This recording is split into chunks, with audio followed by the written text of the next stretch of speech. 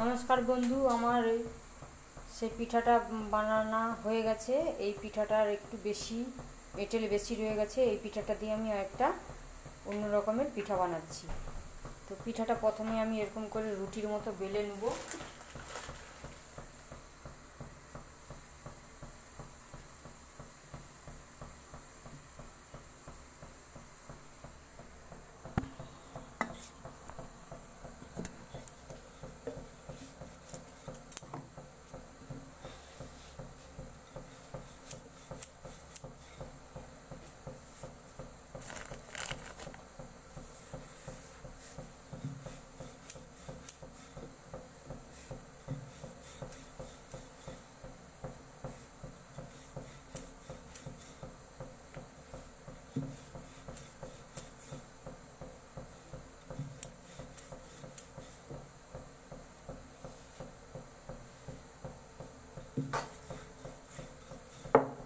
এইভাবে আমি রুটির মতো বেলে নিয়েছি। এর মধ্যে এবারে সেই নারকেলের পুরটা যে বেশি হয়েছিল সেইটা আমি দিয়ে দিচ্ছি এবারে।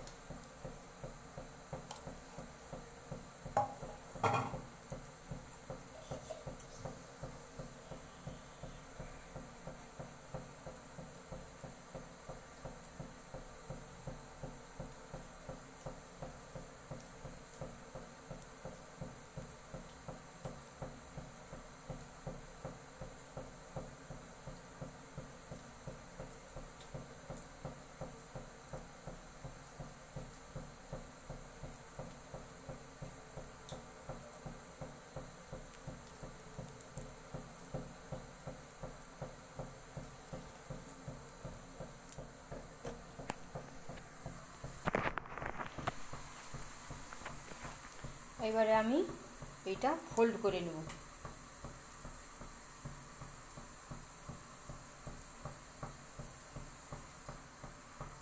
এইভাবে আমি মুড়ে নেব।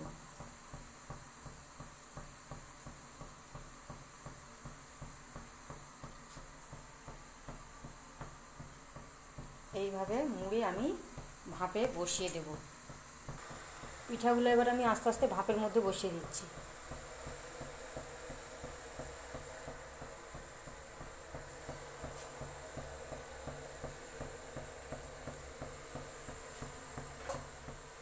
আবার ঢাকা দিয়ে দিচ্ছি।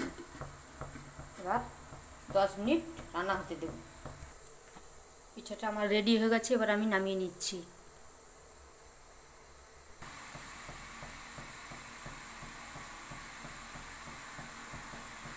নামিয়ে নিয়েছি। এইবারে আমি একটা ছুরি দিয়ে ছোট ছোট করে কেটে নেব। এইরকমভাবে কেটে নেব।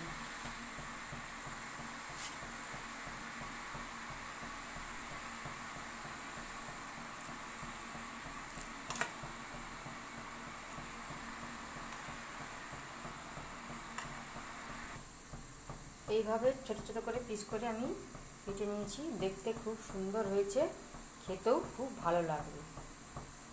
আপনাদের পছন্দ হলে আপনারা আমার পাশে থাকবে, সাবস্ক্রাইব করবে আমার চ্যানেলটাকে। নমস্কার।